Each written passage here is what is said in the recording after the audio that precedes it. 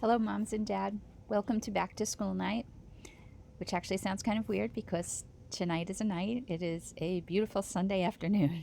Anyway, my name is Joanne Mitchell, and I am your son or daughter's math teacher. The four subjects I teach, the four math classes I teach, are Algebra 2 Accelerated, Algebra 2 Plus, Pre-Calculus, and Geometry Accelerated. A little bit about me. I have a BS in Mathematics and Education from St. John's University, 1980. I recently graduated from graduate school with a degree in Educational Leadership. In the early years of my career, I was an actuarial assistant, actually, and a computer programmer for many years. I am married to my husband for 38 years, mother of three, so I definitely understand the unique differences of all of your children. I have, this is my 21st year here at Princeton High School. Okay, in all of the classes, and I'll keep it general because I do teach four, but in all of the classes, what is very important is that we explore and reason. So in all of these classes, we are using Desmos as a tool. It's a calculator tool where we're investigating functions. It's not just giving students information, they're finding it for themselves. They are provided with guided notes so that we make sure that they understand what they've investigated, and of course additional details are necessary. And we try to apply what they've learned to real life and provide them many opportunities for practice and problem solving. When things are normal, we really try hard to do a lot of hands-on activities, and we'll still try at best to do that. There is a cooperative learning in small groups, and we are very focused on doing that. We have students in breakout rooms on a daily basis, working together, and a lot of teacher contact that way too, because we're in small groups. Graphing calculator applications we talked about, and real-world applications. My core values personally is that students need to feel safe. They need to feel comfortable to learn, to ask questions, and know that they'll always be treated with kindness, respect, and a smile. That's something you can be sure that they will have with me. Math has to be fun. We try our best to do that. And they have to know that they can get help when they don't understand what they're doing. And plenty of that is available for them. We just need to make sure that they come and take advantage of that when they need it. The remote learning policy is that they sign on to a Zoom session every day, and that I ask that they keep their cameras on. It really helps me to be able to see who they are, see the expressions on their faces, learn their names. All of that really helps with the cameras on. If there's any reason why you know that they shouldn't have their camera on, speak to me. Send me an email, and I say the same to them too. They are required to keep track of due dates on Canvas and submit their work based on those dates, and they need to communicate with me. If there's something they can't keep up with, they can't get it in, they really need to talk. They need to respect everyone, of course. This is a digital world, and that respect even becomes more important, I think, than when we're not digital. They have to check their school email. They love to go back to their other emails, but it's the school email that I need to communicate with them on. All right, so the announcements will be posted on the Canvas site, and emails have to go through Canvas. Canvas is the go-to spot for all assignments, homework, important announcements, extra help resources, papers, and anything else. There's going to be 4 steps to the remote learning process, and those steps are watch, do, confer, and assessed. So, and within that, we're using a flipped classroom approach. So typically in an evening, they'll have a video that I create with the lesson. It's what we used to be what I would have taught in the old days in the classroom. They'll be hearing it at night, and they'll be taking notes. And then in class, that's where we'll spend the time doing the problems, and that way I can work with them more one-on-one on what they may have difficulties with.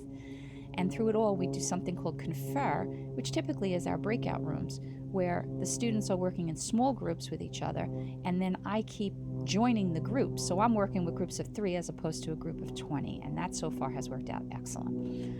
And then there's assessments, both formative and summative. And the formative are things like maybe a do now, maybe an exit ticket, maybe even a small quiz. But the summative is more like your old chapter tests, that type of thing. Grading policy is going to be graded just that way. The watch will be 10% of the grade, the do 20%, confer is 15%, and the assessments are a total of 55%. So in some way I'm measuring that they watch the video. Maybe it's a discussion question, maybe they're handing in their notes. The do is the practice problems. Some of them are graded for correctness. Most of them are graded for completion. The confer is just the act of actual participation within those groups. And the assessments are the obvious, the actual grades on the assessment themselves. These grades will be posted on PowerSchool. There is grades that will be on Canvas, but the actual grades that count or that are being handed into the administration would be the PowerSchool grades. I guess a big thing I want to talk about being absent for a moment is when they're absent, they really are expected to keep up with the work, all right, because I really only see the students twice a week. So if they are sick one day, well, the next day they make it up. All right, but the point is when they come back into the classroom, the assumption is, even though they haven't felt good, they've kept up with the work. Now, of course, if they're more sick over a longer length of time, that's impossible. Or even sometimes it's just, they waited a little bit too late to do the homework, and that evening they didn't feel good. That's an exceptional situation. But they'll just say to me in class, or they'll send me an email and say, Mrs. Mitchell, I need another day. But in general, my expectation is that they're not feeling well, they're keeping up along the way. The textbooks are all digital. So the Algebra 2 and Geometry publisher is Savis. We have excellent resources for that, so it's not just the textbook. We have a lot of the resources we use will be from the digital world there. The pre-calculus text is just really a PDF, but that is on the Canvas site. And so right now, no one needs a textbook. And we go back to school, we have textbooks for everybody. And honestly, if you know that they really need one now, I can probably make arrangements to meet a student at school and give them one. But for the most part, I'm thinking digital resources until we get back to the classroom. Supplies, obviously, they need their paper and pencils and graph paper.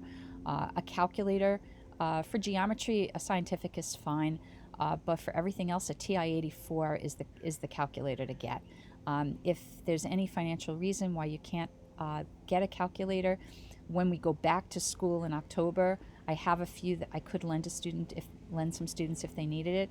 And until then, you can get by with their phones. There's an app, there's a TI-84 app, and there's also Desmos on the computer. And for geometry, a compass and protractor is also needed. Office hours, I'm available almost every day. I think in a 10-day cycle, there's 2 days that I'm not available, and that's usually Mondays. But in any event, those times are posted. And I really encourage the students to come if they're having any difficulty. I also ask that if they're going to come, that they send me an email. And this way, if I have 10 kids coming, I might say, some of you come the first 15 minutes, others come the next 15, and so on. Communication, please. Well, first let's talk about their communication. They should email me if they're having a problem. They could stay just after the Zoom session and ask me questions. There's also a student discussion board where they can write on there, say, I'm trying to do the homework and I'm having trouble with number 5. Can anybody help me? And maybe another student in the class will answer the discussion question. And if I see it, the same would be true for me. Of course, office hours we talked about. The other thing with communication is, please, if you're having any issues, please send me an email. I do get back very quickly. If you don't hear from me, send it again. There's something wrong, because I am very quick at getting back on emails. And if you think email communication isn't enough, we could set up a Zoom session. Anyway, that's the quick picture on everything here. I hope you're all doing well in this crazy period of time that we're living in, and I do hope that we get to meet each other soon. Take care, and take care.